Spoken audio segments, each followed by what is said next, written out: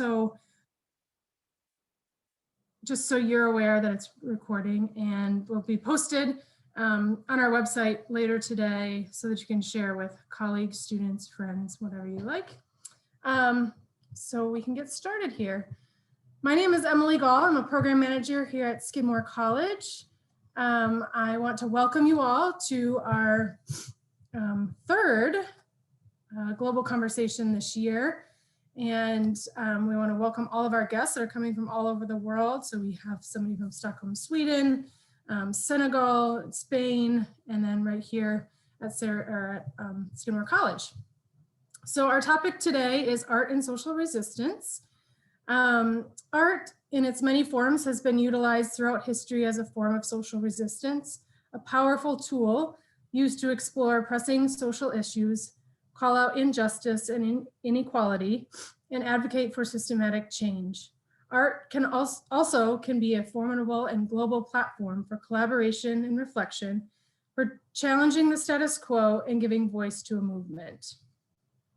Today we welcome 4 guest speakers who will discuss their perspectives and work on several unique topics related to how the arts play out in specific movements across the globe. Our first speaker will be Babacar Faye, Interim Academic Director of the SIT Senegal program. His presentation is entitled Hip Hop and Activism in Senegal.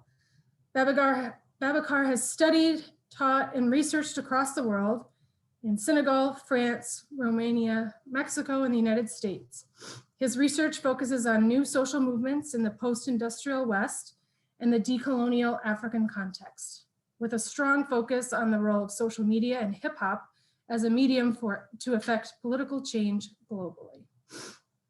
Our second speaker is Skidmore's own Lisa Jackson-Schebetta, Associate Professor and Chair of Skidmore's Theater Department. She will present on art and transformation in Ciudad Juarez. A scholar, director, and dramaturg, Lisa's research centers on performance and theater in the Americas.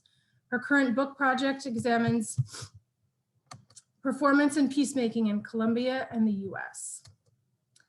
Our third presenter, Robert Stasinski, will speak about art, activism, and social change in contemporary Sweden.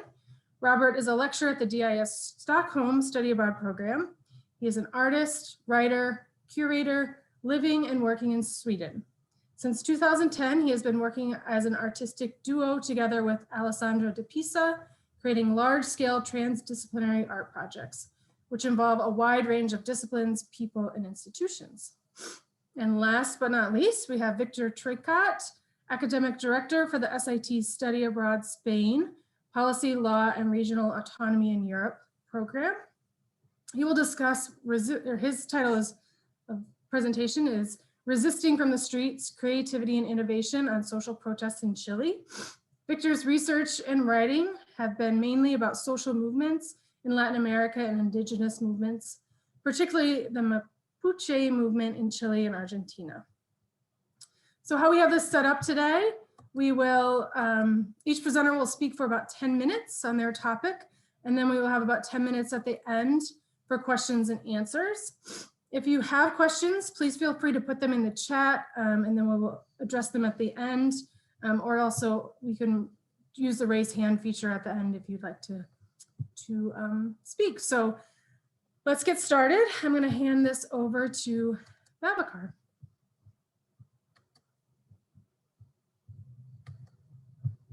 We can't hear you.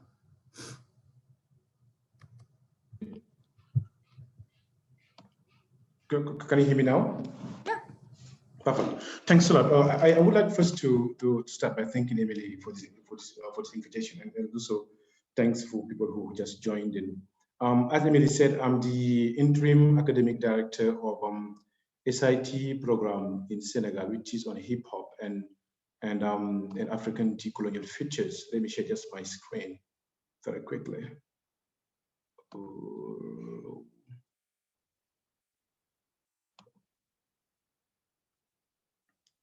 Okay, can you see my screen now?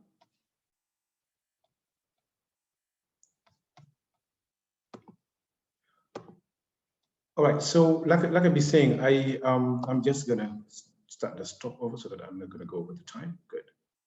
All right, so at SIT, I'm really interested in, making sure that there is a connection between hip hop and what is happening, on the street, and what us academics are doing in university programs.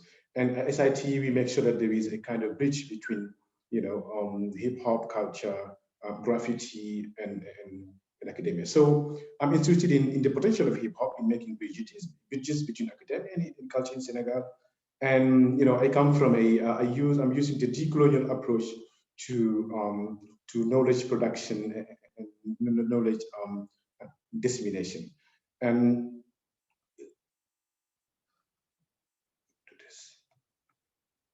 right. And so in Senegal, there is a remarkable body of literature devoted to the history and or the political dimension of hip hop. But while this is important, yet if you go to universities, nobody is talking about how can we make sure that the political potential of hip hop is irrigating it's irrigating the walls of academia. So in Senegal, I think we have to make sure that what we call here street intellectuals can join the discussion that are happening within the walls of academia. So I'm drawing from an experiential learning at the School for International Training, where I'm directing a program, a study program about hip hop and decolonial features. And here, because I've been trying to write some articles and stuff like that. So I will argue that teaching academics in general and those who do research and teach American and African studies in Senegal's universities, they have much to learn from the decolonial pedagogical practices of hip hop and urban cultures that constantly engage the limits of coloniality, global capitalism, and the country's polarized partisan politics. And by the way, since a week, they have been political activism because the current political regime wants to stop or wants to toss in jail Senegal's major opposition leaders. So you see how even now, things are going really hard on the street.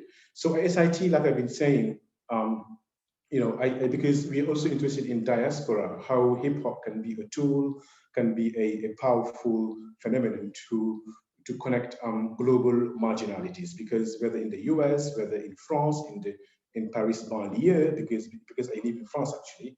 So globally, youth culture, they have been marginalized from cosmopolitan spaces where people are struggling to have access to to means or percent. So I want to make sure to emphasize the fact that hip hop as a tool to engage people, but also to create global spaces where young people can meet and can discuss. That's why in my study program I have students coming from the US who on an experiential learning they engage with community leadership, community work, and also discover what in cultural event centers, what hip hoppers themselves are doing in terms of social, raising social consciousness, but also, making sure that the people who are left at the margin of society can regain, self-consciousness. And we visited many cultural centers in Dakar suburb, in Peking, where you have cultural centers that are led by hip hop artists. I'm thinking of G Hip Hop, for example. G Hip Hop is a project which is aimed at going to Senegal's or Dakar's prisons, teaching the inmates, how to write or how to do stuff, but also when they are out, to make sure those people can reintegrate society, socially speaking.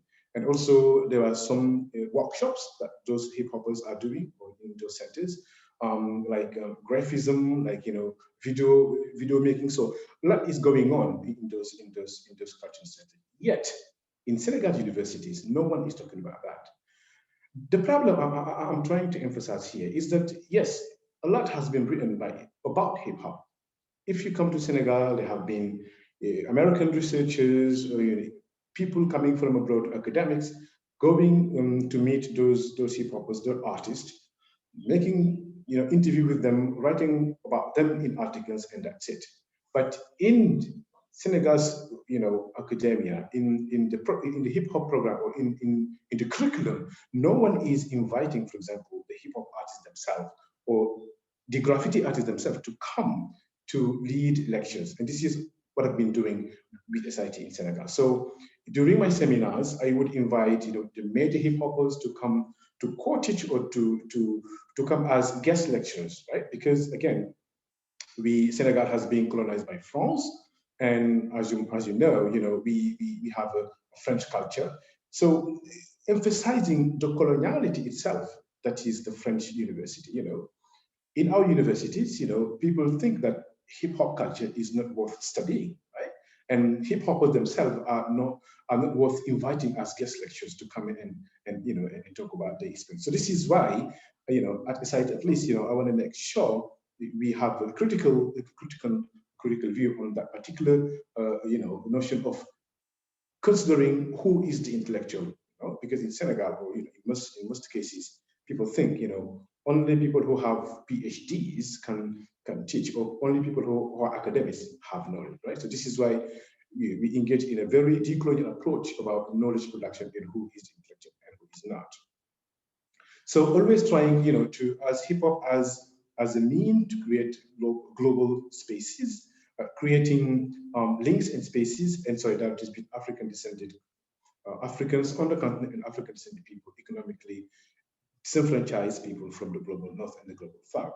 And during the SIT program last semester, we went to a trip to Tambacounda. Tambacounda is 600 miles away from Dakar, so the capital city. And we discovered a crew member, these are hip hoppers, but also they are English teachers, right? And when I went around, talking to people, do you know the Kangam Squad? This is the crew's name. People don't know them. And when I tell them, you know what, these are English teachers, but at the same time, they are rap musicians. People used to say, how is that possible? How can you be an artist, rap musician, and at the same time be someone who is teaching, whether in high school or at university? You see how people are still not considering that you can be an artist, a musician, but also at the same time being an academic. So that's why it was interesting to let my students discover what the Kangam Squad are doing. So the Kangam Squad, basically, they are trying to bring hip hop into the classroom, right?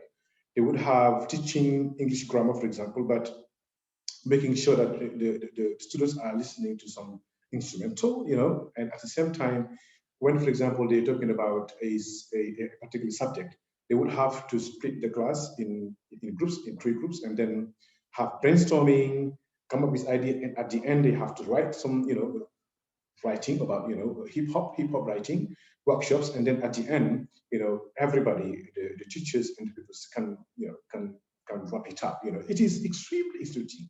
Yet in the country, people are still saying, what, this is not, because hip hop should not be, rap is not something that kids should be doing. So to wrap up, so I think that, and here is my critical thought on it. While in the global north, we have SIT, for example, or major American universities, or maybe all of them. We have programs that, hip hop is something important, African American pop culture, it is true. But here we don't have that possibility. So how is it possible, or what can we do as African teachers, educators, researchers, and community activists to make sure that our government understands that hip hop culture and graffiti, for example, are worth studying? We should make sure that university is linked to society at large. The decolonial people are talking about delinking, but here I want to relink university and society. That's why we have started the program last year, and we're still on, and we're hoping that if we promote this within under the banner of an American university, we could promote hip hop, in university. And these are some pictures we took last year. The pictures in Tambacounda with the school. You see how we used to work with them. And this is it. For example, on campus, we had a cipher.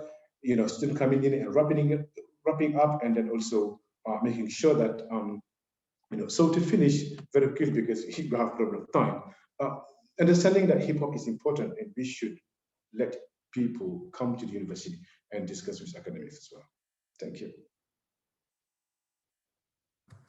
Thank you, Babakar. That was very interesting, and we're excited to hear about the work that you're doing in Senegal with students. All right, next up is Lisa. Great, thank you. Thank you so much. I will share my screen. So thank you, Emily, and Global Conversation Series for inviting me. It's really nice to see my colleagues from abroad here as well. And I'm zooming in from Saratoga Springs, which rests on the traditional lands of the Haudenosaunee, Mohawk, Mohican, and Abenaki peoples. And my talk today, as I was working on it, I took a detour, as the writing often takes you to take a detour. And I'm looking at art and transformation in Culiacan, Mexico, which has some circumstances which are distinct and also similar distinct from and similar to Juarez, and I'm happy to talk about those a little bit more at the end of the talk if we have time. So let me play from the start. So in 2007, the Culiacan Botanical Garden, located in Sinaloa, Mexico, began commissioning major artworks from contemporary artists. And one of the first artworks supported was Pedro Reyes, Palas por Pistolas, Shovels for Guns, in 2008. At the time of Reyes' commission, Culiacan had long been a city convulsed with violence, home to the Sinaloa cartel that had been led by El Chapo Guzman, and a key territory in the militarized war on drugs as waged by the cartels and the Mexican and US government. From 2006 to 2008, Mexico's homicide rate had increased by 55.5%.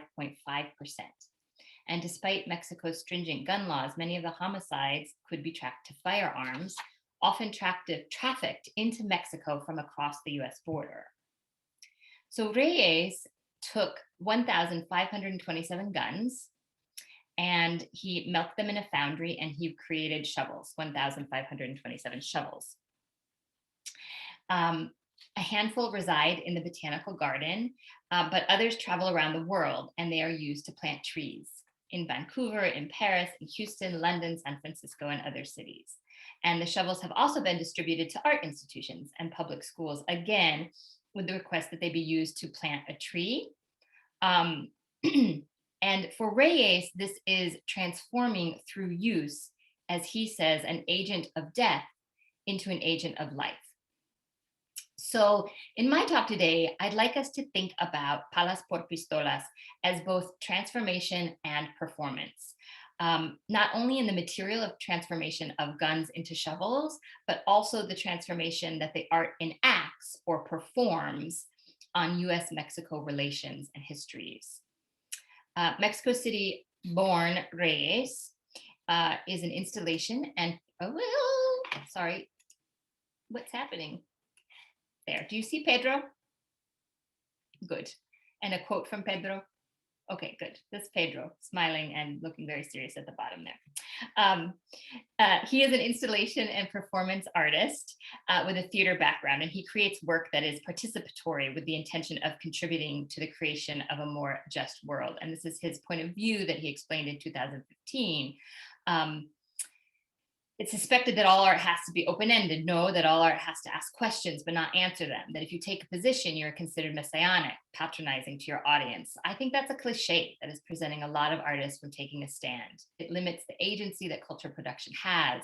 I don't believe all art should serve a purpose, but if you want art to take a stand, there should be that option. If you want to take action, you should be allowed to do so. So Palas por Pistolas is just one sampling of his work.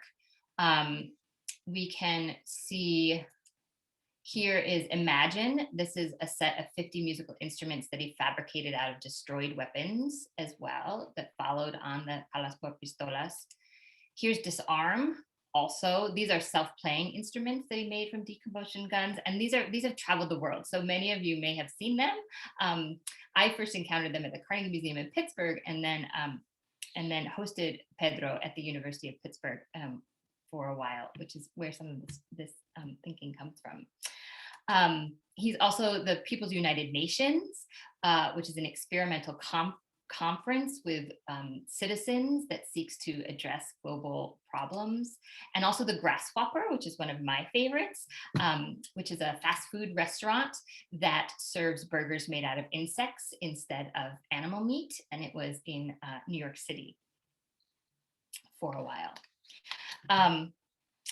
So Reyes' work has taken on environmental crises, ravages of capitalism, fallacies of democratic governance, human rights, and with Palas por Pistolas, and later Imagine and Disarm, the disarmament and demilitarization of cities and communities. And Pedro is very explicit about his position on gun control.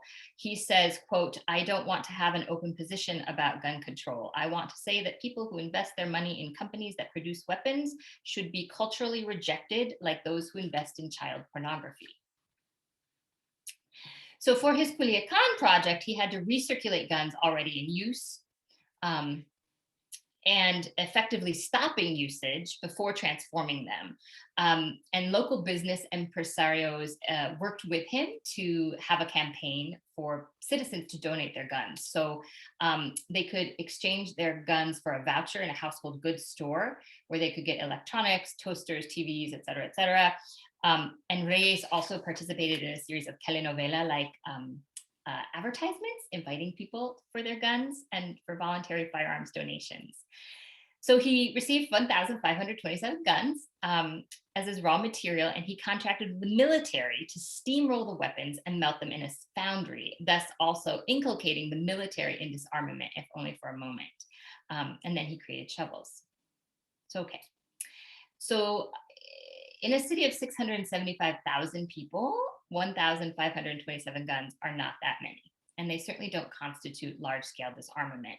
And yet, the public acts of destroying and repurposing firearms continues to change the polarity of the weapon, what Reyes calls the polarity. Its charge, its meaning, its molecular makeup, a kind of alchemy that is not only embedded in the actual transformation of firearms into shovels, but also carried by the transformed objects.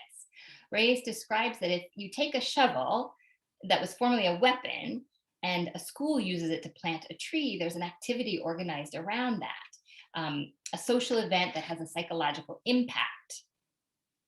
And I suggest that other worlds are publicly created through the labor of planting a tree in an event that had not been imagined before, and the use of a weapon in an unimagined way. So Palas por Pistolas relies on actual material transformation, but I also think it works to transform structural relations between the US and Mexico.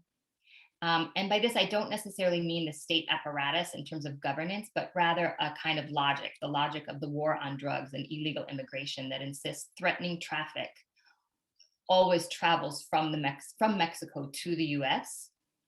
The blind spot of this logic, and I'm working here with Catherine Walsh and Walter Mignolo, which I was happy to see in Babacar's presentation as well. The blind spot that Palas por Pistolas exposes is the travel of firearms that happens across the US-Mexico border from the US into Mexico. So the numbers here are pretty staggering if you're unfamiliar with them, and even if you are, they continue to stagger me. In the 1990s in Mexico, firearms accounted for 10% of homicides, and by 2011, they accounted for more than 50%. And yet Mexico enforces really, really restrictive gun laws. It's incredibly difficult. They are some of the most difficult, it's one of the countries that's the most difficult to get a gun in the world. Gun possession is reserved for the military, police officers, and hunting scenarios. Legally get a gun. It's hard to legally get a gun.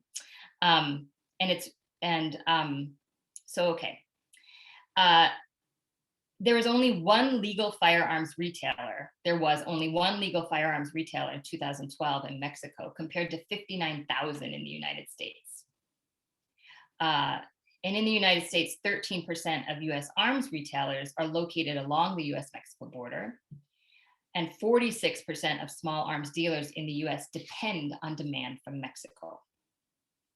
So in 2012, there were 15 million firearms held by civilians in Mexico, 85% of which were illegal. and it's difficult to attribute the entire number of circulating guns in Mexico to US sellers. But what we know is the number of firearms seized at the US border increased 189% between 2006 and 2012.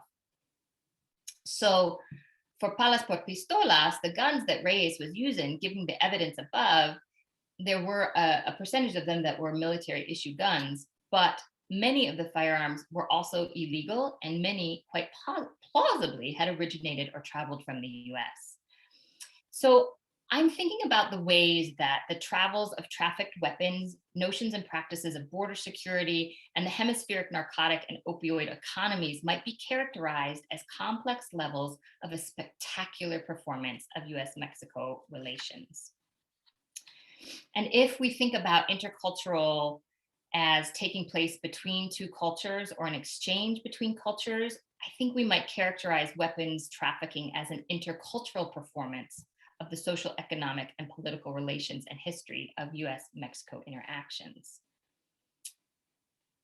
Palas por pistolas, I think we can consider as transformative in these ways at ideological and material levels, because it reconfigures a key object into another object in order to reconfigure social relations towards planting trees rather than killing people. The guns as shovels spread throughout Mexico and cross back over the Mexican border, Mexican-US border, not in a reversal of guns, money, and drugs. That conversation can no longer be the conversation. And this is an image of a collaboration in Jamaica. The guns as, that conversation can no longer be the conversation. The conversation's terms have been changed from guns to shovels, and yet, because the materiality of the gun remains, they have not been replaced. And so I suggest the shovels account for past and present US-Mexico relations while simultaneously metamorphosing those relations towards a different future. Thank you. Thank you very much. That was a very interesting presentation, and I think I wonder if anyone has seen any of those installations or tree planting. So maybe somebody can speak up if they have during the question and answers. Yeah. All right. Our next speaker, Robert. Yes. Go Thanks for a lot. I'll try to share my screen now. See how that goes. Can you see it perhaps?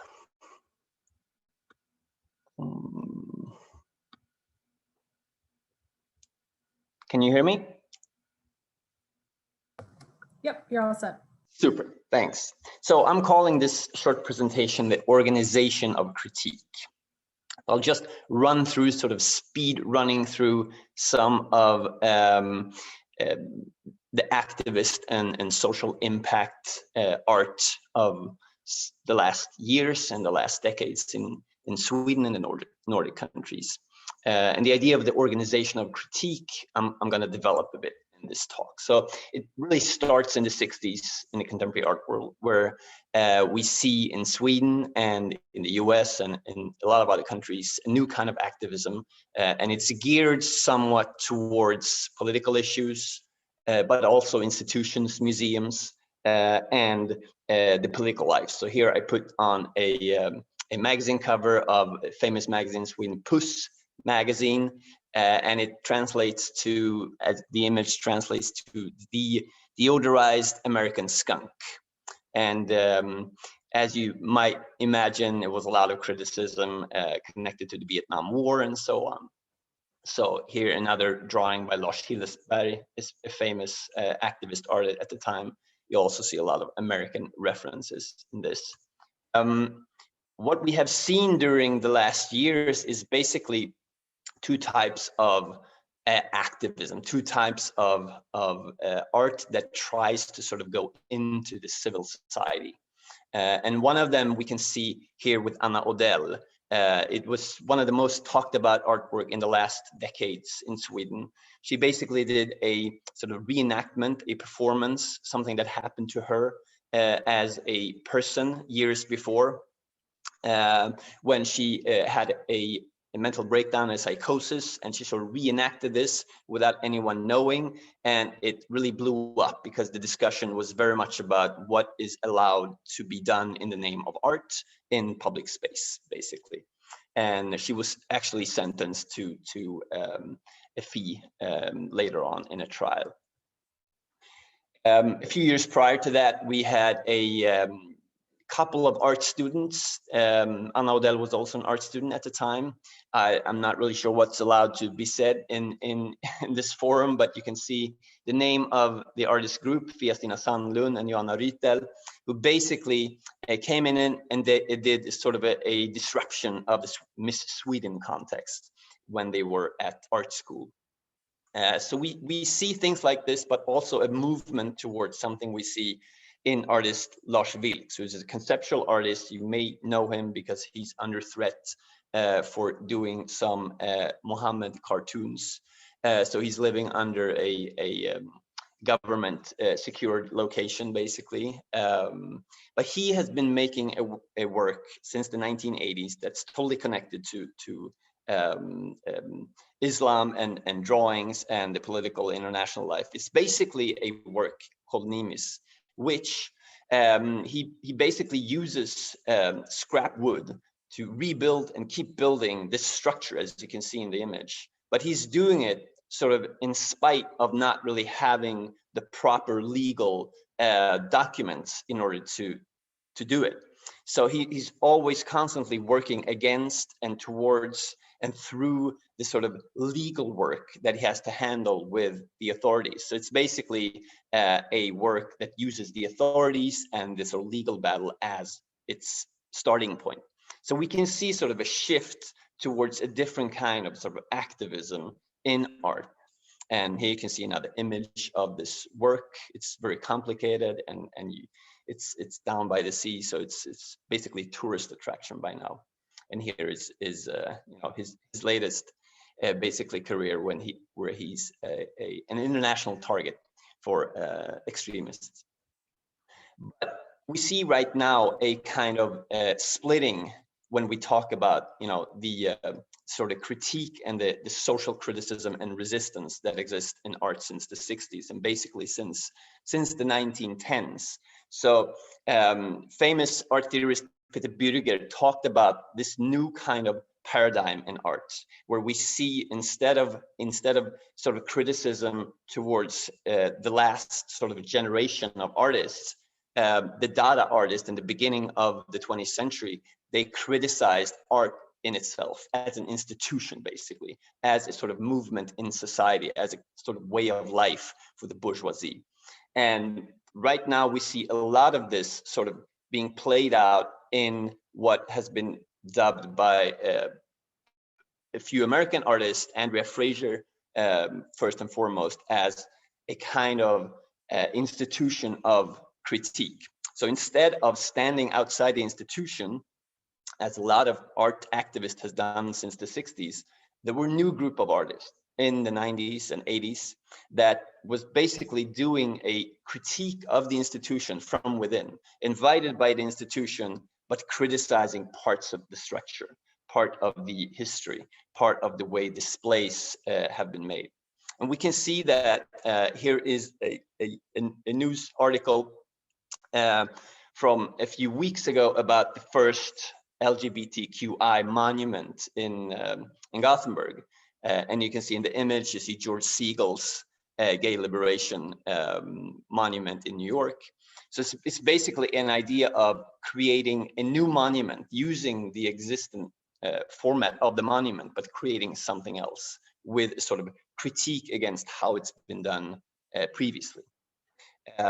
Same thing we saw in Copenhagen a few years ago. Artist Jeanette Ehlers, who created this monument called I Am Queen Mary. And it was also a sort of critique together with the artist Lavon Bell, a critique against the Danish sort of involvement in colonial times, but it was also funded by the main museum, the National Gallery of Denmark. So it's not really standing outside the museum, but actually working with the institutions in order to create that critique. Olafur Eliasson has done something similar, invited to different conferences about climate change. He does a critique on basically how governments and society are handling climate change. I just want to show this work as well because it's a really iconic work in Sweden. An artist group called FA Plus was commissioned to do a work for a magazine launch in the 90s, and they basically did a sort of a setting. You can see just grainy images. They did a setting where they had a queue, and in one of the entrances it says the cultural elite of Stockholm, and the other one it says ordinary people and immigrants. And you can imagine where most of the people of this cultural magazine actually wanted to stand on queue. It was actually a few guards put in one of the signs where it says the cultural elite, and the other sign, the immigrants, there were no guards. No one went in through that entry point. So it's basically just a simple way of showing how being invited by this magazine, you can point out structures in the audience and the people that actually work and surround the network of this magazine. So we can see this in many different forms. So I mentioned Fred Wilson in the US, who did this famous Mining the Museum. We also had a new exhibition in Stockholm just opened by Salad Hilaule, where he basically looked at the representation of Black people in Swedish art history and the Swedish Academy and in paintings. So he sort of works within the institution, and he spends time as a researcher, basically going through the histories and the structures. And we have another point of this organization of critique, where artists and curators and other actors are basically creating their own new institutions, new organizations. Art Lab Gneistein Stockholm is one of those examples. It's basically an institution run by artists, among others, and it's basically creating a new kind of space that doesn't really exist anywhere else. And they do a lot of different projects, but they're basically established as an institution. And there are many of such places in Sweden. Another example is Konsthall C, also started and funded by an artist as basically an art project, as a new kind of institution. So not, being invited by institution, but basically building one from scratch with new kind of structures and with a different format. So I want to sort of end on this case study, a very talked about sort of debate now in Swedish media. This has exploded in the last few days, actually. So it's basically about this space in an art school, Konstfack University College of Arts and Crafts in Stockholm. And there is a group there that a few years ago organized a show. And this show was basically looking at the representation, the diversity, and the structures of Konstfack for people, brown people and Black people.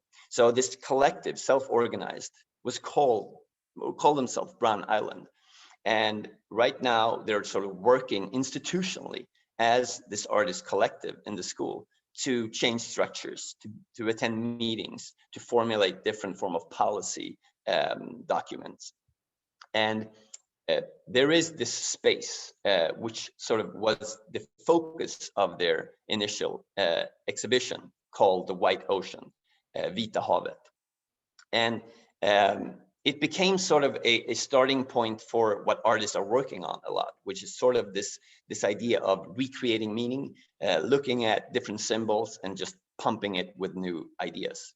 And the debate now is really structured around, as you might imagine, this idea of this white ocean, which one of the suggestions from this group, Brown Island, is to change the name, the White Ocean, because they have sort of built up this mythology that it is sort of representative of the entire art world and the entire institution, the White Ocean, which sort of does not contain enough diversity. And so this has sort of exploded in the media, mostly by people that have no real idea about art, have not really a context to this art group and to the idea of organization critique and institutional critique. So a lot of different people have now started to talk about this and focused on a simple thing, which is this changing of the name. Instead of calling it the White Sea, it was a suggestion just calling it the White Ocean.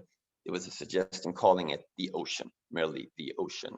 And a lot of people have talked about this as this usual framework in media, and you probably know a lot about it in the US, this idea about cancel culture, rewriting of history, trigger warnings, microaggressions, and creating this narrative that is so archetypical. Instead of looking at it in depth and looking at this artist group as having a sort of connection to the tradition of the organization of critique as an artistic medium. And so a lot of the reactions right now is sort of centered around something else. It's centered around the freedom of speech, the freedom of researchers to oppose different things in a university and art school.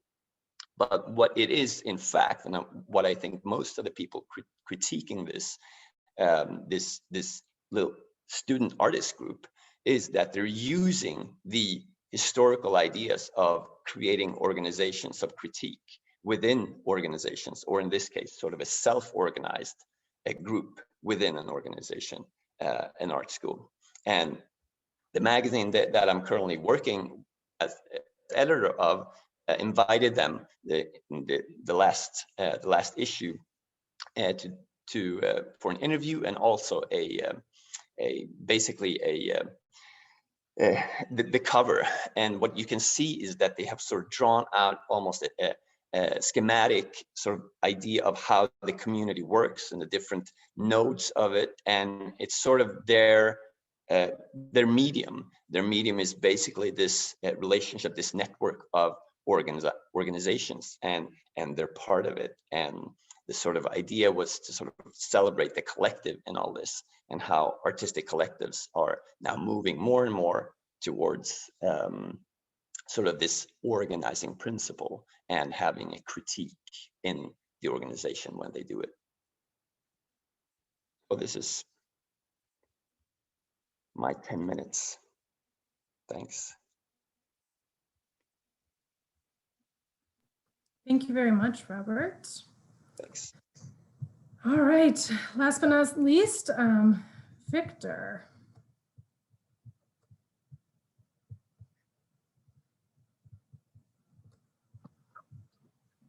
Okay, can you see my screen? Can you hear me? Yep. Okay, good. Well, thank you for the invitation, Emily. Thank you for the colleagues. I will, as you mentioned at the beginning, my work is pretty much on social movements. So my presentation is going to be probably a little different, but I try to focus on creative forms of protest, and basically repertoires of contention that can be more creative that we're used to. Okay. So I want to start with a statement, or a statement that was bold, at least until a few years ago, that says that it's impossible to interpret the political life of any country without taking under consideration the mobilization and the protests carried out by thousands of anonymous peoples in the streets. Why do I say it's bold? Because in some point in our histories, particularly in Chile, the institutional political became hegemonic, and everything that came from the streets or social movements or social organizations tend to be institutionalized or invisibilized. Okay, I'm talking about after the dictatorship. So since the mid 2000s, we could say that this started to change.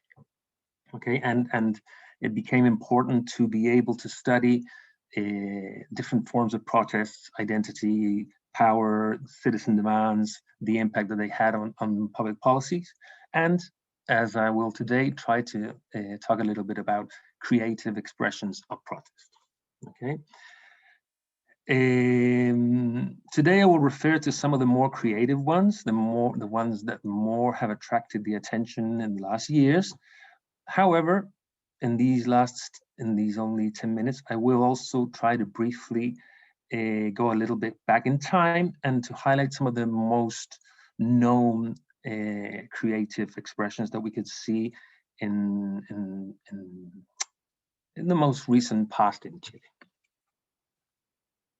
Okay, so before and during the dictatorship, this will by any means be a thorough description of the cultural production of this time. And for sure, many of you know something about this, or you can find literature that will explain it much better than I will in this couple of minutes. However, I had to start the conversation today, this presentation, stating that historically there has been a link between different cultural and artistic creations and the country's social, political, and economic reality.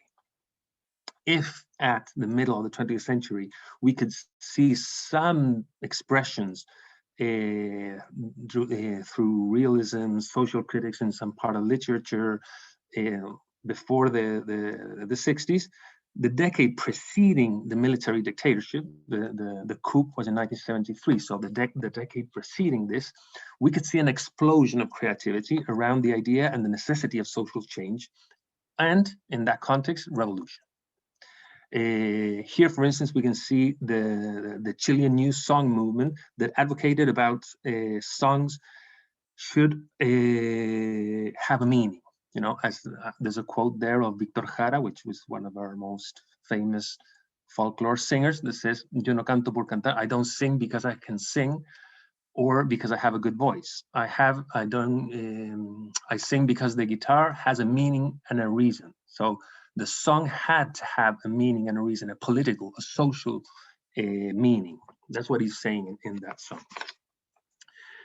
So this is part of a social musical movement that worked together, trying to recover traditional folk music, trying to sometimes fusion it with other rhythms of Latin America, and explore lyrics that had social content, that were critical, and they were in sync with what we could say protest songs. Okay.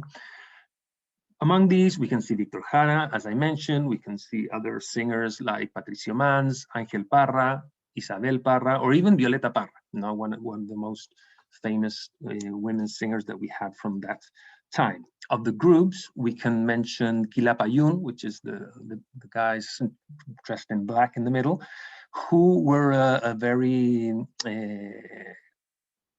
famous music group that kind of they did sort of a soundtrack for President Allende's campaign during the last campaign that they did in 1969.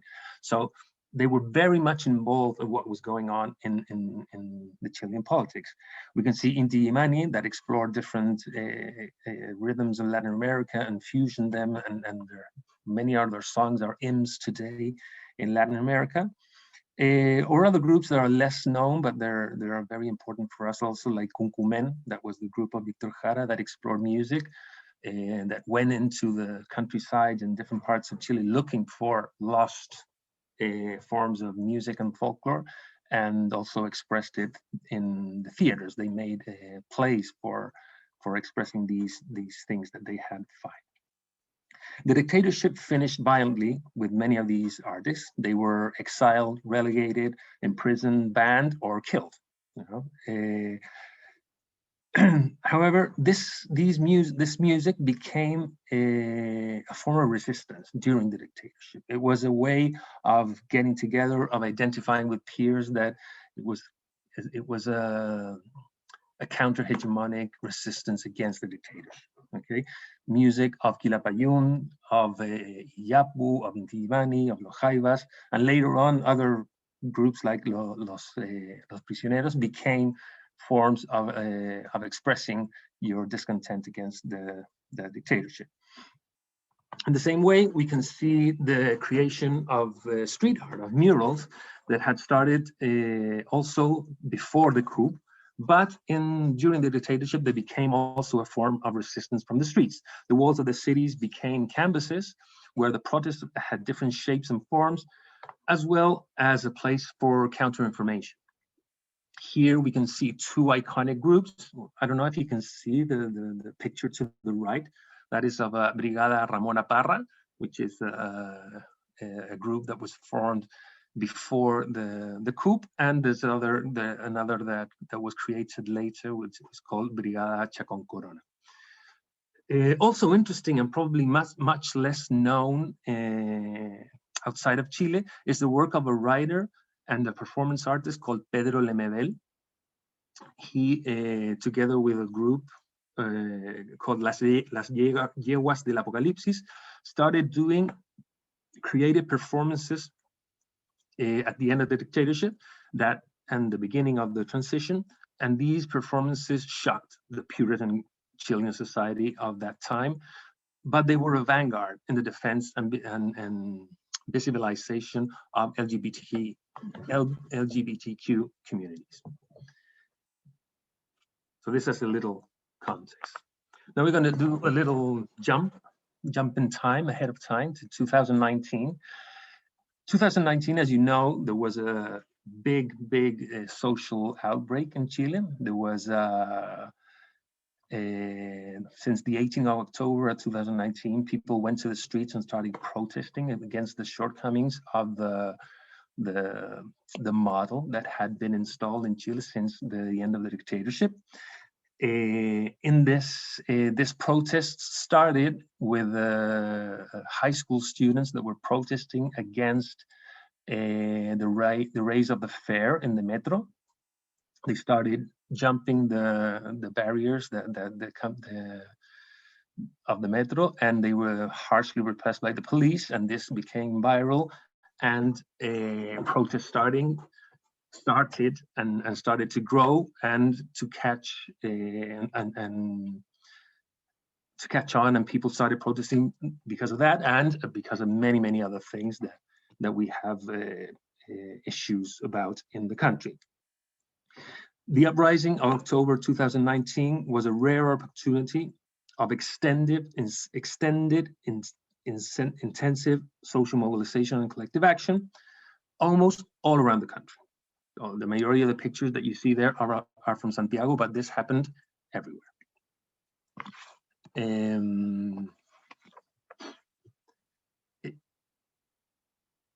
Concisely, in the context of October, there were artistic performances, demonstrations, pot bangings, among other forms of collective action repertoires, and these became very regular all around the country. The creativity of the streets, from the streets, we can see as a continuum of something that had started with the student movement mobilizations of 2008-11, where the creative use of resources that they had was one of the most important and one of their major characteristics. This is why we can see in this context, in the street, we can see dance performances, acting performances, different kind of folklore demonstrations, the use of costumes, the use of color, the use of irony, the display of different banners that started to become iconic in this context. Music and musicians also were not absent of this, of what was going on, and in Plaza Dignidad or Plaza Italia in the center of Santiago, they also started to gather and play for free for the people. Groups like Los Bunkers or Inti Illimani, the one that I was mentioning from the 70s, were presenting for free in front of thousands of people. Some songs became sort of hymns of the movement, like La Canción de los que Sobran, El Baile de los que Sobran of Los Prisioneros, a group from the 80s, and also revisit to El Derecho de Vivir en Paz of Víctor Jara, another song of Víctor Jara.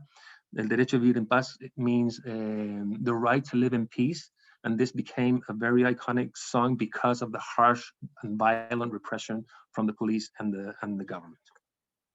There were also songs created specifically for in this context. And here we can see, maybe you know one of these two artists, Mon Laferte, which is very much known in all Latin America, and Anita Tijoux, which is a hip hop artist that also created songs and performed specifically in this context as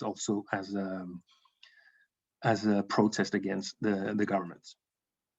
Some other artists also began to create murals or literature, and things were being sold and the money being used to help the people that were mutilated by the police. So there was a use of that money to help the people that were suffering because of the repression. Last but not least, in this short, very quick description, any analysts from about the uprising or the social outbreak, or however we call it, there's an epistemic debate in Chile about how to call it. It wouldn't be complete without, I think, one of the most viral performances that we have had in the last, since the end of the dictatorship, probably. And this was the performance created by a group of 4 women, the ones in the middle. They are 4 women from a theater collective. They are from the city of Valparaíso, in very near to Santiago in Chile. And they are called Las Tesis. They created a street performance called A Rapist in Your Path, Un Violador en Tu Camino, that was an overnight success in Chile, but also in the rest of the world. This is a collective performance involving direct and symbolic lyrics sang in a unison to a catchy beat, and a simple, also symbolic choreography performed synchronously by women in a public space. The name of the collective has to do with their objective, that is to take theses of feminist artists, authors, introduce them and make them more understandable through performative actions. This is the second one they did. The first one was based on a book of Silvia Federici, and this one is based on the writings of the feminist Argentinian author called Rita Segato. The lyrics of this song address violence against women, structural violence, the repression by the police in the context of the protests of October, rape, sexual violence, etc. All these ideas caught the attention of the Chilean women after the first presentation of Las Tesis. And in their second presentation, that was on the 25th of November, which is the day of, I don't know in all the world, but at least in Chile, is the day against violence against women.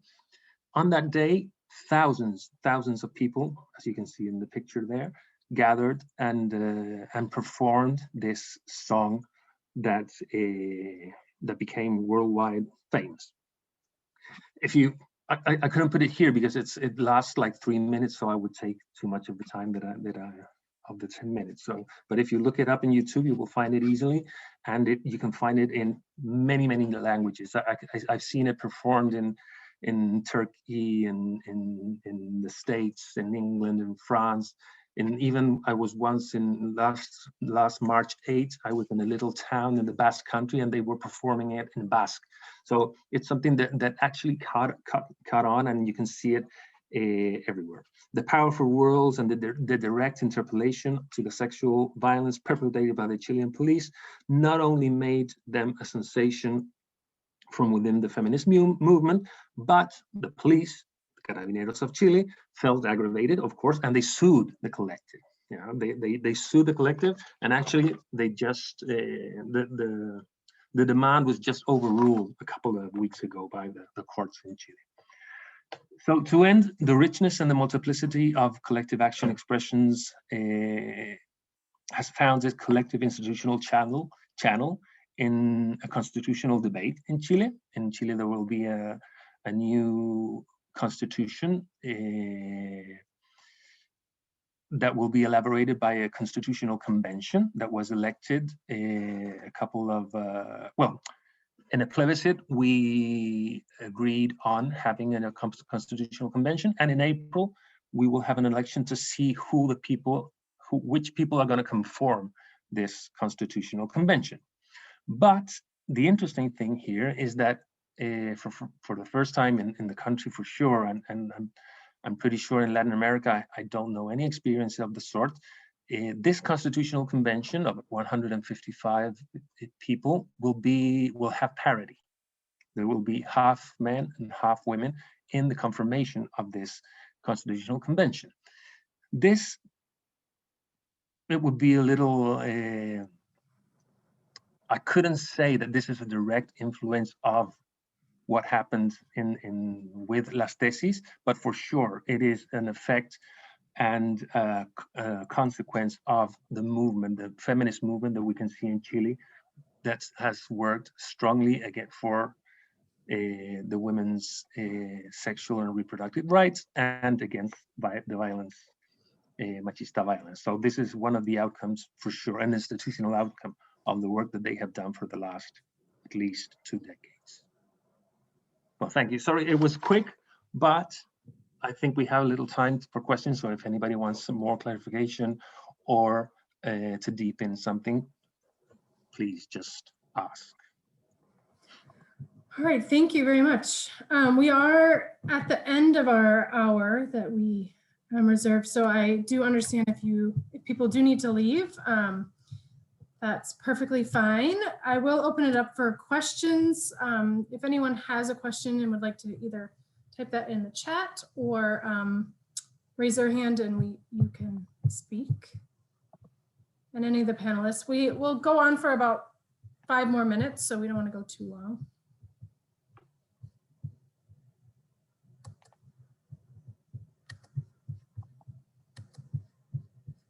All right, we do have a question. Taisha? Yes, it's Tisha. Thank you so much for this, everyone. Thank you so much. I have a question for Dr. Lisa Jackson-Schebetta.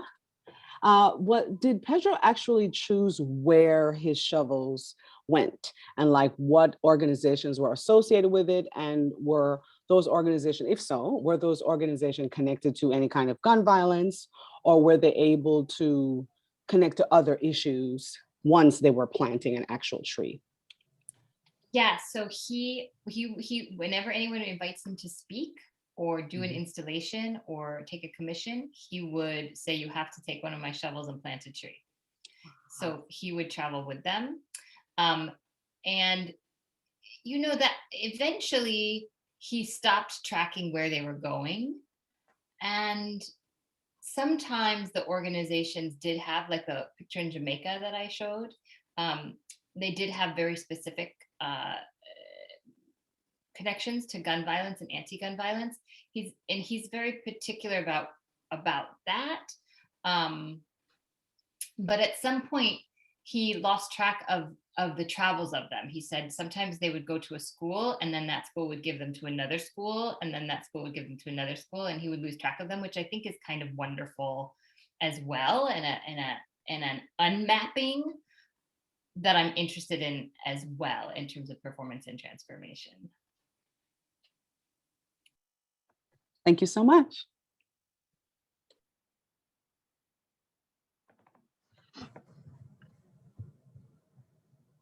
All right. If no one else has a question, since the hand is raised. Yeah. Could I have a, okay, good. I have a question for Robert about the 2 lines. I'm curious to know, did people just choose the lines based on what they wanted to project of themselves, or based on who they actually were? I mean, in reality, what I only know what they have told me, basically, because this happened in 1992, 94. So it basically went down as, you know, people never realizing that there were actually 2 entry points. So everyone just entered through what was, you know, labeled as the cultural elite and the cultural elite. And so the idea was basically just to show that, you know, if you sort of label something with at this time, of course, and historically, as, you know, this is the path for the immigrant in Sweden, then of course you're not really inviting what was the obvious internal critique for this magazine, because it was a very, very sort of high echelon cultural magazine. So no one would sort of wanted to be part of anything less than the cultural elite. And I think they just show the power of, you know, symbols, the power of what what the crowd is doing, and the inability of actually looking into, why am I behaving like this, and for whom? And it was sort of tongue in cheek, but it was a great performative work. Absolutely. Kind of made me think of even just how sometimes our past, we kind of deny that as well to fit into whatever mold that we've now kind of convinced others who we are. So I'm just curious about how that functions too, and that kind of discussion now, how we're able to dismiss those things that we don't think are socially acceptable based on where we're planning to go. Thank you so much, everyone. I really appreciate it. Thank you. Thanks for the question. All right. Thank you, everyone that came. There was fabulous presentations by everyone. Everyone's perspectives are very interesting. This global pandemic has certainly given us the opportunity to engage in these conversations virtually that we might not have on campus. So I really appreciate everyone taking time to attend, and to our wonderful speakers who set aside time to prepare for this. I think we all have learned something today, and probably will continue our learning after this about these topics. So thank you all. Have a wonderful Friday, and see you again next month. Bye. Thanks a lot. Thanks, Emily. Bye-bye. Thank you. Bye. Thank you. It's so nice to meet you all. I would love to talk more. Absolutely. Great to meet you. Bye-bye. It would be great. Absolutely. Sure. Bye. Bye. Bye-bye.